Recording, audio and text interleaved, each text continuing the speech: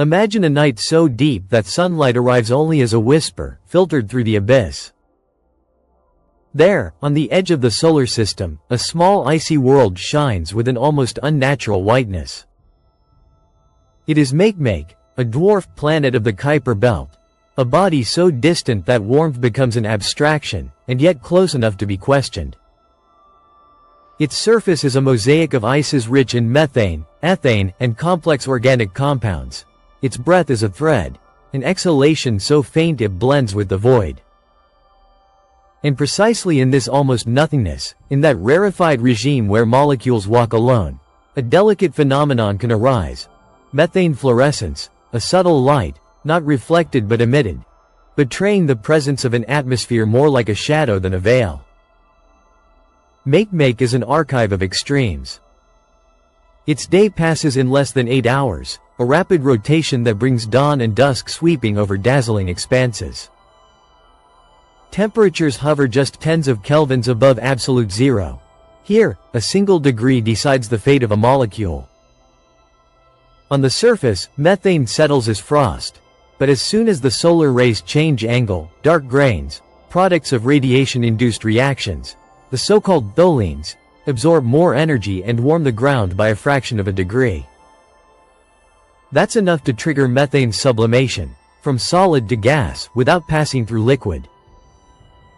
In the absence of any meaningful pressure, no continuous atmosphere forms. Rather, an exosphere takes shape, a collection of free particles tracing ballistic arcs, rising and falling again.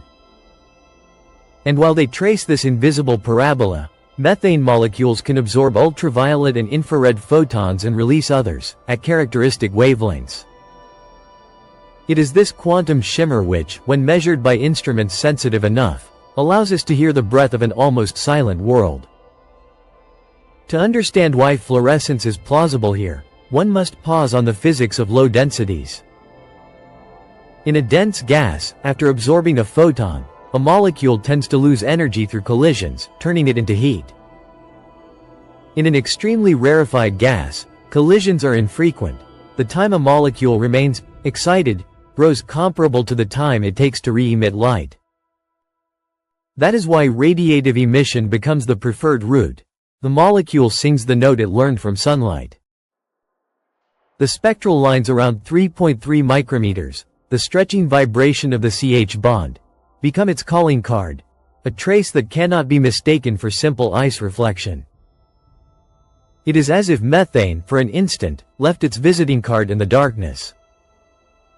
This does not mean Makemake hides a blanket of air like Pluto's.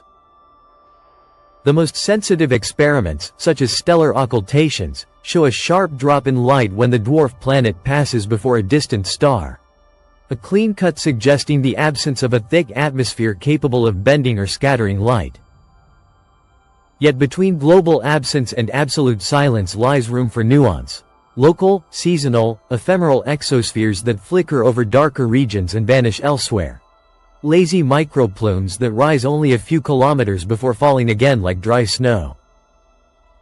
It is a theater of details, governed by albedo, surface roughness, minute altitude variations, and the brisk alternation of dawn and dusk driven by its tight rotation. Comparison with other frozen neighbors helps frame the scene. Pluto, larger and nitrogen-rich, shows a thin but global atmosphere, layered hazes, and a seasonal climate able to migrate ices across basins and plains. Triton, Neptune's largest moon, displays geysers of dark nitrogen driven by heat trapped beneath semi-transparent layers. Makemake plays a softer melody, fewer instruments, same key. Without nitrogen as a carrier gas, methane rises and vanishes, leaving a weak yet distinct signature. The result is a system whose meteorology is microscopic. No winds, no clouds, only a traffic of particles that flickers with the rhythm of light and topography. Yet the surface is not merely a passive laboratory. Every photon that breaks a methane molecule triggers reactions forming ethane, propane, and disordered polymers. These darker residues can accumulate as a faint, uneven varnish that lowers local albedo, traps more heat, and fuels renewed sublimation. It is a slow but effective feedback. Surface chemistry creates color contrast.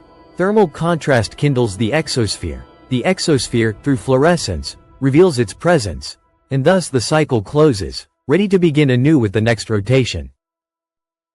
In a realm where seasons last decades and orbits are counted in centuries, even the smallest processes can, over time, redecorate entire regions. Then comes the question of scale. Under such low gravity, a gaseous molecule leaving the ground can make leaps astonishing in proportion to the planet's size. Yet escape into space is not assured. The temperature is so low that thermal velocities remain contained. Many molecules return and recondense. This slow breathing creates a material economy in which nothing is wasted. Methane cycles, secondary compounds accumulate, and the landscape evolves at a pace imperceptible to humans but physically coherent. Even a tiny, dark satellite, Makemake's companion, plays its part. By constraining the planet's mass and thus surface gravity, it regulates the height and duration of the particle's flight, while occasional micrometeorite impacts stir dust and provide new condensation nuclei. The crucial point remains light. Where a dense atmosphere scatters and colors, here light merely excites, and is returned in narrow lines, as if an infinite choir were reduced to a few pure notes. Methane fluorescence does not put on a show, it speaks softly, yet tells much. It tells of energy exchange between sun and surface, of matter moving upward and downward, of a boundary between geology and meteorology that, on such a small and cold world, is far thinner than it seems. It is the signature of a fragile equilibrium, where ice is not silence but a dense text written in the smallest of characters. Follow that trace, and Makemake becomes a natural laboratory for studying the transition between a purely conductive surface and a gaseous envelope capable of collective dynamics. On one side, the soil's thermal behavior, conduction, radiation, absorption bands of ices, granularity. On the other, the kinetics of free molecules, lifetimes in excited states, probabilities of radiative emission, trajectories within the exosphere. Between the two, a chemistry weaving, molecule by molecule, the passage from simple to complex. In this frame, fluorescence is not an ornament, it is a measure, a litmus that turns the invisible into numbers, and numbers into physical meaning. Yet perhaps the most fascinating part lies not in the mechanism, but in its long-term potential. Radiation-driven reactions that transform methane into heavier compounds accumulate, season after season, an organic inventory. It is not life, but ingredients. Carbon chains ready to be reshuffled, heated, perhaps carried elsewhere. To imagine how many small worlds in the Kuiper Belt host the same silent molecular craftsmanship leads to a conclusion. Complexity is a patient consequence of light, even 40 astronomical units from the sun. Makemake, with its restrained glow and almost inaudible voice, proves that even at the edge of frost, matter knows the art of changing form.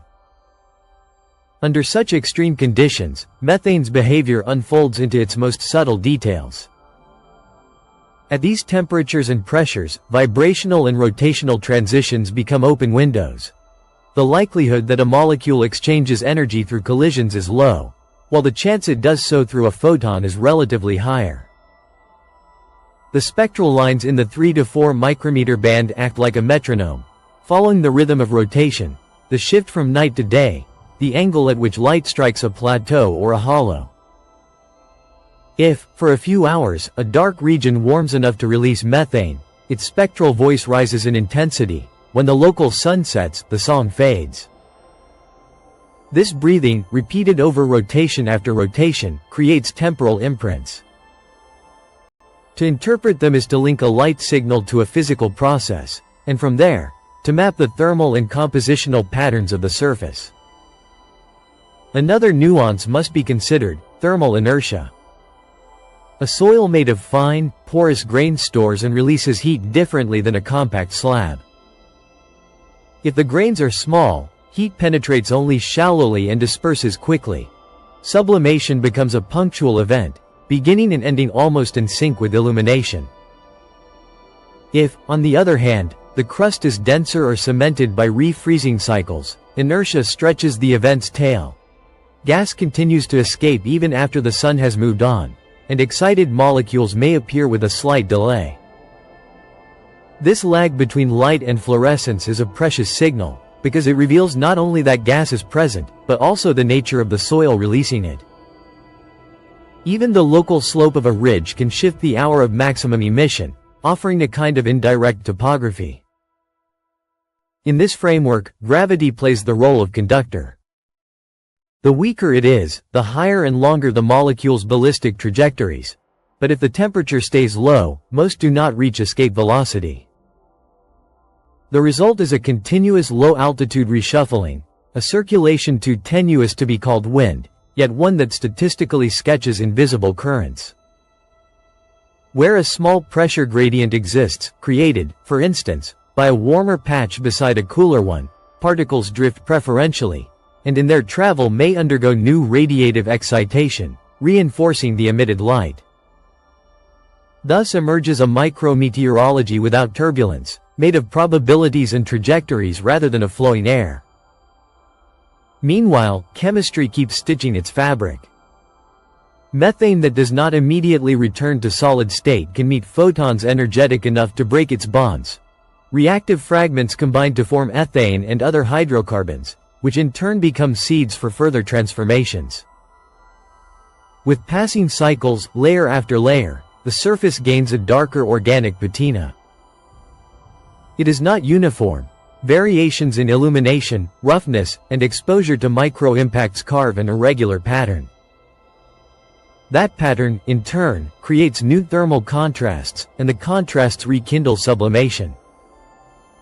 It is a slow choreography, where each step prepares the next. If time could be accelerated, one would see a map that pulses, regions breathing in turns, a landscape swaying to the music of a distant star. From time to time, the motion of Makemake's tiny satellite adds a subtle accent. Its modest mass has allowed astronomers to better determine the dwarf planet's density. Knowing more precisely how much gravity reigns at the surface recalibrates the entire vocabulary of the gas: flight times, maximum heights, likelihoods of return. Not only that, the presence of a companion may favor a faint population of dust in temporary orbit, grains upon which frost prefers to settle.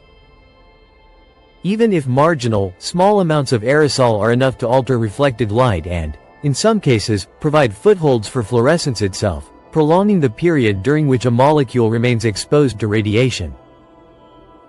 At the outskirts of the cold, nothing is wasted. Every interaction leaves a trace, and the sum of those traces builds a climate of details. Seasons on Makemake are not a separate chapter, they are the context. With such a vast orbit, the distance from the Sun varies enough to modulate energy availability on decadal scales. This means that regions capable of sublimating methane today may fall back into dormancy tomorrow, and that fluorescence, though evident in certain epochs, may retreat in others. It is not caprice but rigorous logic. The dwarf planet's position along its elliptical path determines the energy striking its surface. The axial tilt selects which poles receive more light. Rapid rotation distributes these effects in subtle maps. Within this geometry, methane fluorescence becomes a beacon that turns on and off with precision, carrying information about cycles as slow as they are regular. Conceptually, everything converges on a simple thesis. In the icy worlds of the Kuiper Belt, the boundary between dead and active is far thinner than once believed. Active does not mean storm-laden or rain-bearing. It means exchanging energy, transforming chemistry, moving matter along preferred paths. Fluorescence is the minimal alphabet of this language. A few letters, repeated with discipline, through which methane declares, "I am here. I am passing through." And if it happens on Makemake, it is reasonable to expect variations of the same on other kindred bodies. On worlds without names beyond catalog numbers. On objects we see as dots but which, up close, would reveal the same patient economy. This awareness brings with it a different notion of time. The science that listens to spectral lines does not seek dazzling events, It seeks statistics, rhythm, recognizable repetition. On Makemake, a day of 8 hours may suffice to see a local exosphere born and fade, but years and decades tell whether that breathing traces longer cycles. Meanwhile, the surface changes only slightly, yet that small accumulation shifts the balance. One extra dark grain, one more degree at local noon, one slightly stronger sublimation. Multiplied by millions of rotations, it redraws an entire plateau. In the end remains the image of a world that does not need to shout to be noticed. A single spark in the right band is enough to recount entire chapters of its physics. Methane fluorescence on Makemake is not an attraction, it is a diagnosis. It says that emptiness is not empty, that cold is not inertia, that darkness is not silence. It says there exists a metric for measuring almost nothings, and that those almost nothings, strung together, explain how matter behaves when light is scarce, gravity is gentle, and time has no haste. In that regime, even a dwarf planet becomes a library. Its pages are thin and trembling, but if one looks patiently, line after line, one reads the story of methane rising, vibrating, shining, and returning home, ready to repeat the gesture at the next dawn. And in that repetition, fragile and persistent, lies the deep meaning of the outer frontier. A place where every photon counts, every molecule decides, and every trace of light, however faint, adds one more piece to the map of what we are capable of understanding. If you've come this far, it means you love curiosity as much as we do. If this journey moved you, leave a like, write a comment, and subscribe to the channel. It's the best way to support what we create. Your presence truly makes a difference. Until the next exploration.